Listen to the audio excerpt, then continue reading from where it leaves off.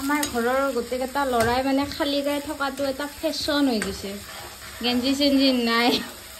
বিশ্বও এনেকৈ থাকে সিও এনেকৈ থাকে পেটটো উইলে আৰু আজি ভাইটি বনাই আছে কি বনাই আছে কোনো মাংস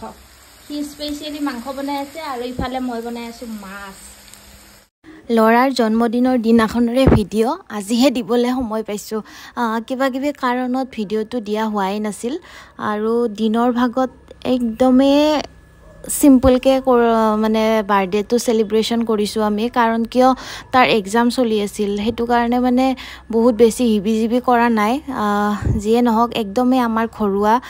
খানা এটা আৰু আমাৰ একদম মানে আমাৰ ফেমিলিটো বেলেগ কোনো মানুহ নাই আমাৰ ধৰক আমাৰ ঘৰৰে আৰু এইবাৰতো টুটুবো আহিবও নোৱাৰিলে তাইৰ তো গমে পায় বহুতে সেইটো কাৰণে মানে তাই আহিব নোৱাৰিলে গতিকে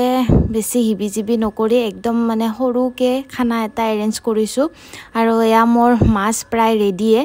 ভাতখিনি ৰেডি হোৱাৰ পিছত ভাইটিয়ে সিহঁতক ভাতখিনি দি দিছে এইখিনি দিনৰ ভাগৰ দৃশ্য আছিলে আৰু ৰাতি নহয় সন্ধিয়া সময়ত আমাৰ কেম্পাছৰে বাচ্চা পাৰ্টিকেইটাক মাতি পিনে কেকটো কাটি পিনে অলপ সময় টাইম স্পেণ্ড কৰিছে সিহঁতৰ লগত ল'ৰাই একদম মানে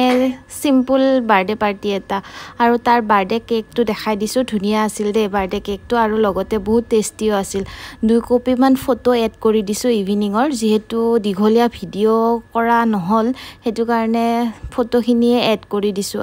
এজ এ মেমৰি থাকি যাব আৰু এয়া লাষ্টত পাপা ঘৰত যোৱাৰ সময়ৰ অলপমান ভিডিঅ' কৰি ৰাখি থৈ দিছিলোঁ দেই আজিৰ দিনটো এনেকৈ পাৰ কৰিলোঁ বহুত বেছি একো নকৰি এনেকৈ কৰিও কেতিয়াবা ভালেই লাগে যিয়ে নহওক ভিডিঅ'টো চোৱাৰ বাবে থেংক ইউ